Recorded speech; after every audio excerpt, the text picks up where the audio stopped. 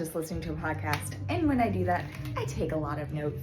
And I recently was taking a ton when it was a episode that was hosted by Dr. Peter Attia. He's a physician. He wrote the book Outlive, and he's a huge proponent for training for longevity. And he had guests on that are big names in the health and fitness world. And they were Jeff Cavalieri, Mike Boyle, and Dr. Gabrielle Lyon, a stacked cast. And I wanted to share a few of my highlights with you. Number one is the importance of muscle. Unfortunately, they guessed that only about 5 to 15% of the population is doing some form of training, which is very, very low, obviously. And all three of them do some form of training, whether it's with geriatric patients, the general population, or pro athletes. And all of them do some form of weightlifting, strength training, anything that's building and maintaining muscle.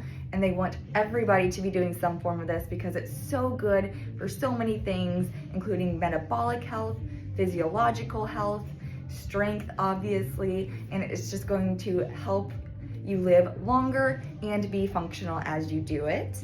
Number two was talking about fat loss, aesthetics, anything like that. And they were saying how you need to be more active throughout your days and the 23 other hours that you're not exercising at the gym. So doing stuff like just standing up and down frequently, walking around more, going for longer walks in the afternoons or when you have time, just anything that's not going to be sitting for a long time. And also it's going to come from your nutrition. Unfortunately, this is where the biggest benefit for fat loss comes from, but it's also the hardest.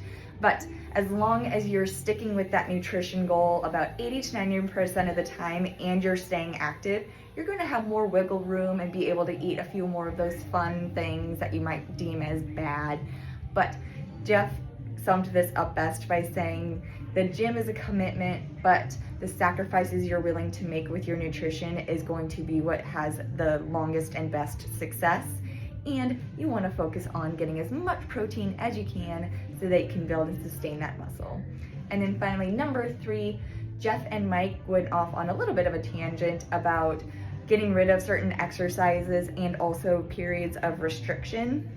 And they have a few exercises themselves that they put in the iron graveyard, just meaning they don't give it to clients because it causes more harm than good. And why keep doing something that's just making you not feel great when there's so many variations of other exercises you can do? But also, this is going to come from you just discussing with us trainers if something isn't feeling good on the knees, back, whatever, shoulder. And also, if you are having a small, cute ache or pain or anything like that, also let us know and we can take it out for a while, do other things around it, maybe add some more mobility, take the intensity down. This should not be a sign of failure for you. Sometimes we just have to have short-term setbacks for long-term benefits. And that is all I've got for that one. It is a fantastic episode that I highly recommend you listen to. I'll leave a link for you in the description. But if you have any questions, don't hesitate to ask. And I hope you have a fabulous rest of your week, and I will see you guys next time. I'm gonna go listen to some more podcasts now. Bye.